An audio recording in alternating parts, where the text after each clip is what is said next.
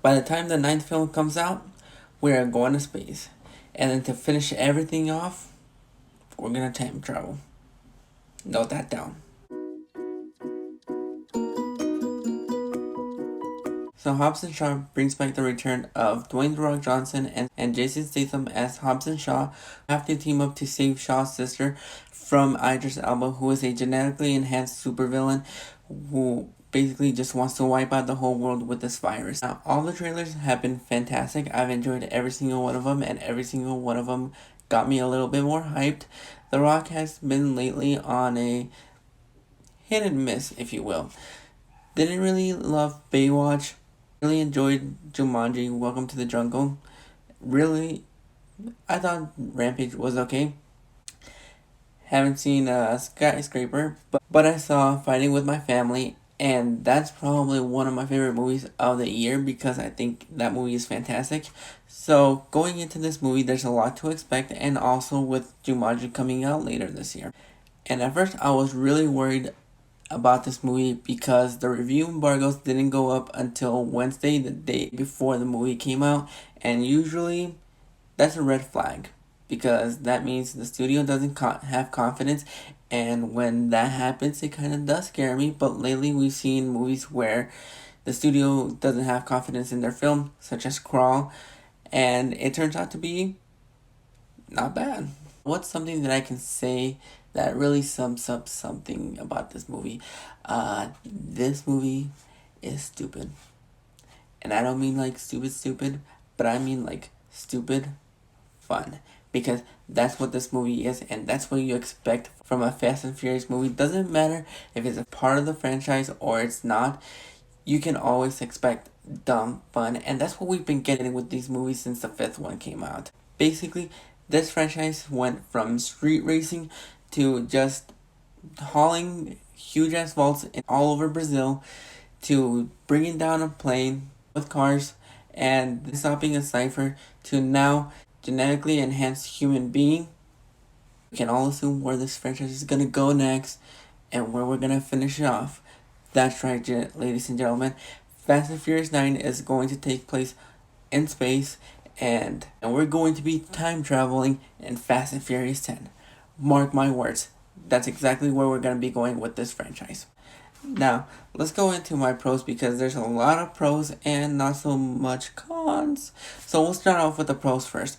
Alright, so pro number one, the chemistry between The Rock and Jason Statham as seen in The Fate of the Furious is dynamite. I think these two characters really do play off each other very well, and having the addition of Vanessa Kirby as Jason Statham's sister was really fun and really fresh. I think she did a fantastic job. She didn't have much to show in Mission Impossible Fallout. I haven't seen The Crown yet, but I think Vanessa Kirby is basically a stepping stone into becoming a wonderful actress. I think she has the right kind of charisma, and I think she, as a whole, in this movie really did impress me a lot. Another thing that I really liked about this movie is the fact that we got to see Helen Mirren return as Deckard Shaw's mom, and I had hope, not so much hope, like 5% chance that we would actually see Luke Evans return as Hobbs' brother in the final act or somewhere in there. Sadly, all my dreams were crushed because that didn't happen. Even though I enjoyed his surprise at the end of the Fate of the Furious, and I really want to see a lot more of him in this franchise because I think Luke Evans as Deckard Shaw's brother is fantastic, and I really want to see more chemistry between both of those actors. And now that we got the whole Shaw family with Helen Mirren as mom, Vanessa Kirby as his sister, I'm pretty sure the next spinoff is going to be all about the Shaws. Also, Idris Elba, surprisingly, is really, really fun in this movie as a genetically enhanced villain who is also basically the Terminator. And I think everything that he brought to the screen was amazing. I think he had some comedic moments in there. And I think as a villain, I want to put him at the top of the villain list. I think you know what? I'm thinking I'm gonna put him at the top of the list because Shaw's not a villain anymore. Luke Evans not a villain anymore. Cypher might be a villain. Who knows? We'll see in Fast and Furious 9. And, yeah. Everybody else is dead, so... Hey, we got one good villain. Hopefully. It stays that way. But it probably won't. Who knows? I think Jason Statham as Deckard Shaw, before he turned into an anti-hero, he was at the top of the list. Now, he's just basically part of the family, and that's all you can expect from this movie. I hope, moving forward, we stop that. Because, who am I kidding? They're never gonna stop that. That's what this franchise is basically. It's stupid fun, and everybody is part of the family. Another thing that I really enjoyed about this movie is the fact that we actually got some backstory between Shaw and his sister, and I think that part of the story actually gravitated to me a lot more, because I think the relationship between them is actually something that is quite personal to me, and I think a lot of people can actually sympathize with their relationship, and that's one surprising element that I had about this movie, because you don't get a lot of introduction into her character. We basically know that she's his sister from the trailers, and that's it. And I think we got a little bit more backstory to her in the movie that I really enjoyed and I really appreciated a lot. It really did hit all those heartstring moments. Amazing chemistry between these two siblings and the relationship that they had that I really appreciated a lot. Some really fun cameos. If you did not see this report a couple months ago, I won't spoil who shows up in this movie, but there's 2 cameos that really, I think, was amazing. Also, the post-credit scenes are amazing. I'm not hearing anybody talk about that. Stick around for the post-credit scenes, because those are the best post-credit scenes that I've seen this year so far. For all you fans of a movie that came out last year, which is saying a lot because there's a lot of movie that came out last year, there's actually a really nice reunion that made my heart happy. Alright, let's go with the cons, because there is a little bit of cons. Even though this movie is basically a plot hole for plot hole, just like Endgame, there's a lot to enjoy, and there's a lot that really grinded my gears. First off, let's go ahead and appreciate this picture for a couple minutes, or a minute. Hold on. Yeah. That's as much screen time as she's gotten. Now, I'm a huge fan of Aisa Gonzalez because she is amazing, she's beautiful, and I think she can really pop in this industry. Adley, I've seen her in Alita, I've seen her in Welcome to Marwen, and I've seen her in this. I think she was amazing in Baby Driver, but I think as a supporting role, you could have taken her out.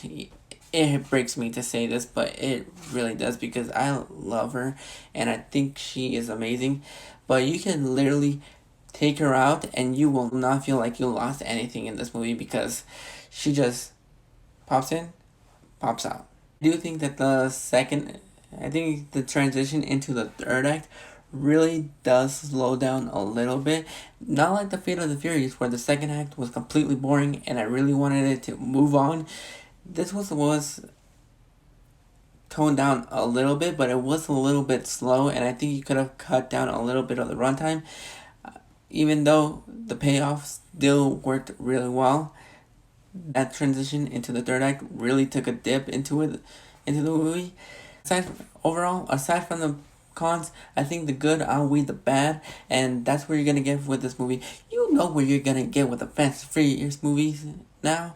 You're gonna get stupid fun, comedy, action. The action is amazing, by the way.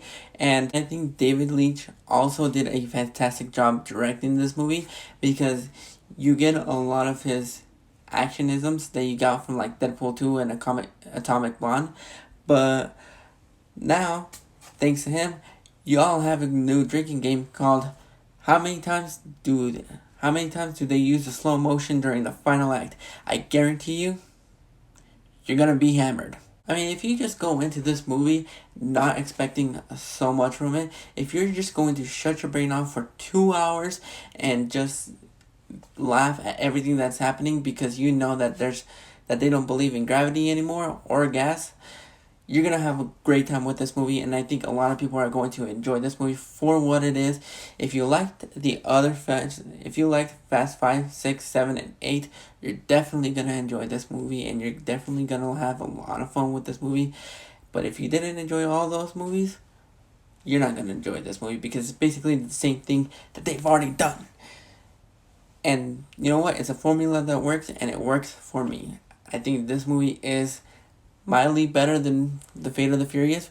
I don't want to put this as the top of the list, but it might be up there ish, kind of. No, it might be the fifth best one, but at least it's in the top five.